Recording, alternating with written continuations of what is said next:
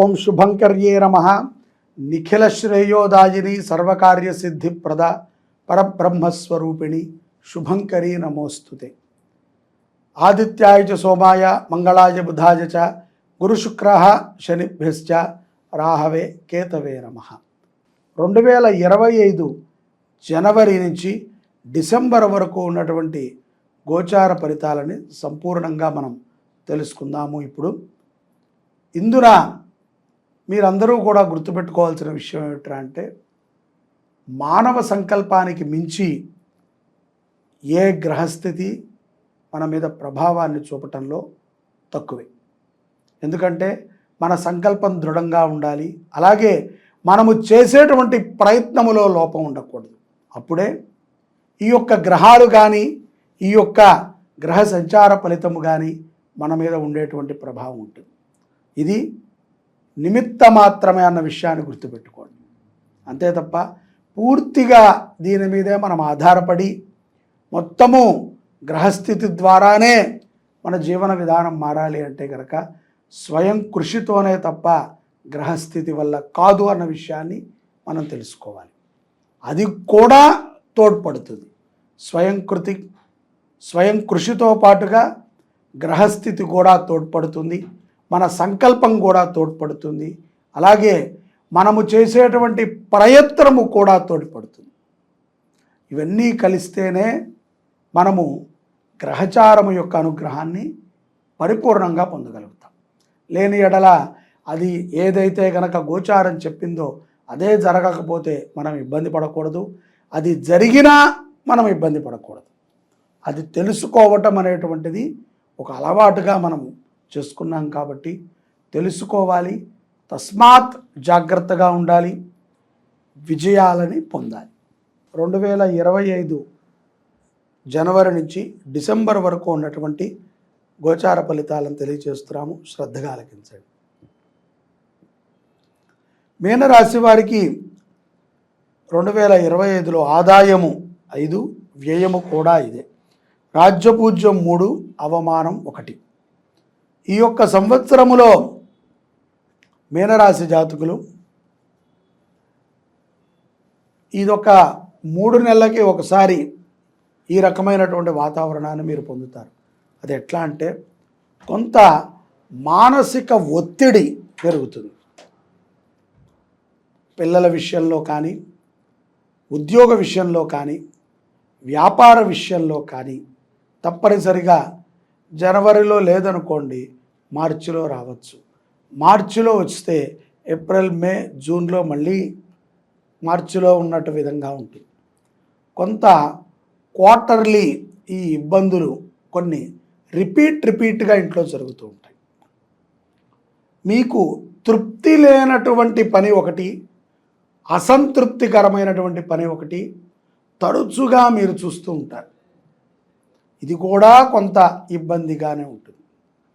కళావిహీనంగా కూడా తయారయ్యేటువంటి సందర్భాలు శని ప్రభావం చేత కానీ, రాహుకేతుల యొక్క ప్రభావం చేత కానీ మీనరాశి జాతకులు 2025వ సంవత్సరములో ఉంటారు.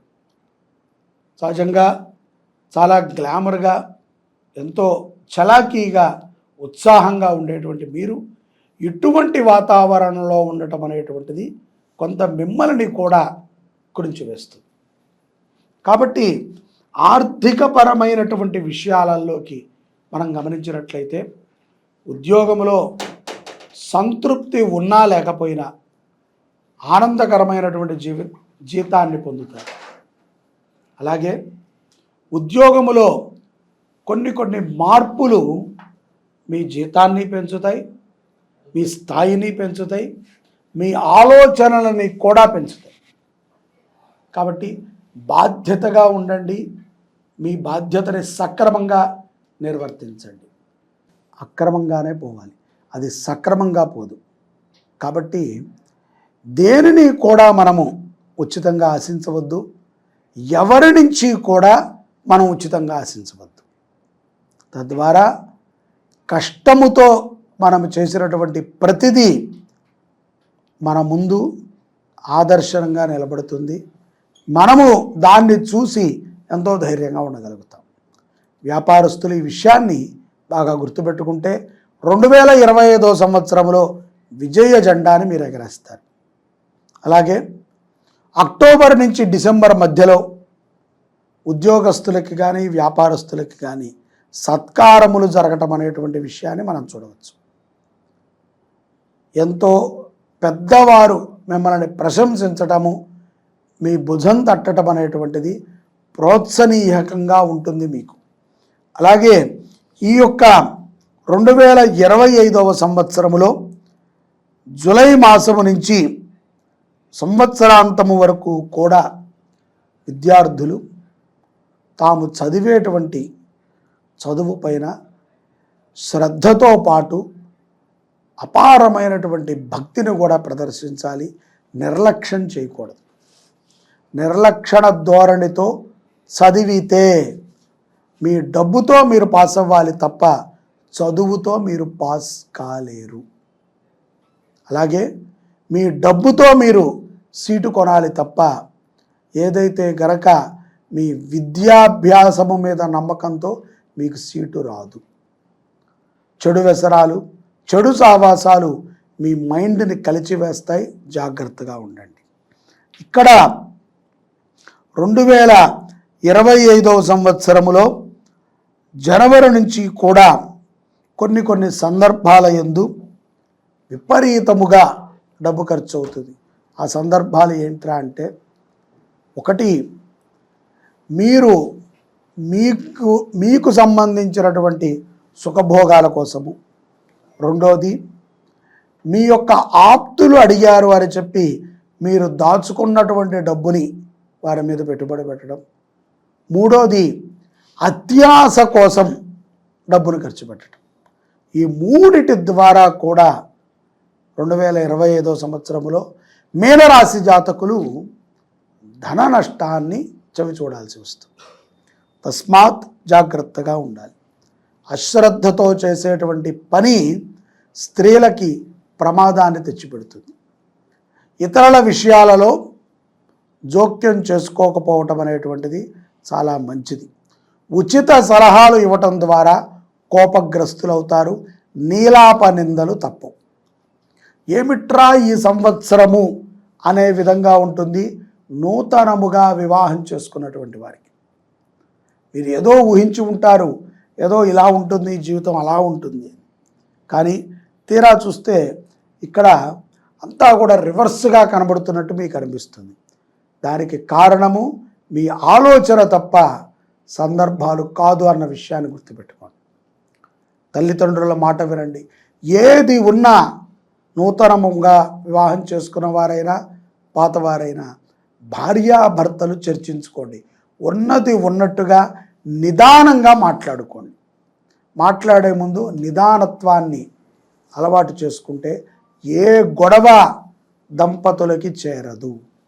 అలాగే మంచి ఆరోగ్యాన్ని, మంచి సంతతిని, మంచి అభివృద్ధిని కూడా మీనరాశి జాతకులు ఈ 2025వ సంవత్సరంలో తప్పనిసరిగా పొందుతారు.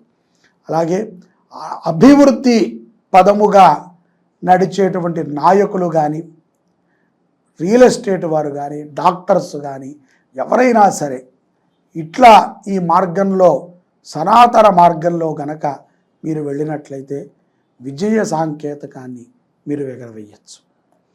కొన్ని సందర్భాల యందు మీనరాశిలో ఉన్నటువంటి నాయకులకి సడన్గా పదవులు వచ్చి పడతాయి. ఎలక్షన్స్లో కూడా నిలబడాల్సిన సందర్భాలు కనిపిస్తున్నాయి. మీకోసమై కొన్ని ఎలక్షన్స్ కూడా జరిగేటువంటి సందర్భాలు గోచరిస్తున్నాయి. కుటుంబానికి ఏ రకమైనటువంటి భరోసా ఉందో మీరంటే అదే రకమైనటువంటి భరోసాని సమాజానికి ఇవ్వాలి. అలాగే పెద్దలని గౌరవించటం, తల్లిదండ్రులని ప్రేమగా చూడటము, సమాజంలో ఎవరికి హాని కలిగించనటువంటి సత్ప్రవర్తనతో ఉంటే మీనరాశి జాతకులు విశేషమైనటువంటి అనుగ్రహాన్ని పొందుతారు. ఈ యొక్క 2025వ సంవత్సరము మీనరాశి జాతకులు నవగ్రహ యజ్ఞాన్ని చేయటము చాలా విశేషము. మార్చిలో కానీ ఆగస్టులో కానీ డిసెంబర్లో కానీ ఈ యొక్క నవగ్రహ యజ్ఞాన్ని మీరు తలపెట్టినట్లయితే మీకు అనేక కార్యాలు దిగ్విజయంగా పూర్తవుతాయి. అలాగే నవగ్రహముల యొక్క అనుగ్రహం ద్వారా అపమృత్యు బాధల నుంచి, అప్రాప్త లక్ష్మీ బాధల నుంచి బయటపడి దీర్ఘాయుష్మంతులు అవుతారు. జై శుభంకరి. సర్వే జనాః సుఖినో భవంతు.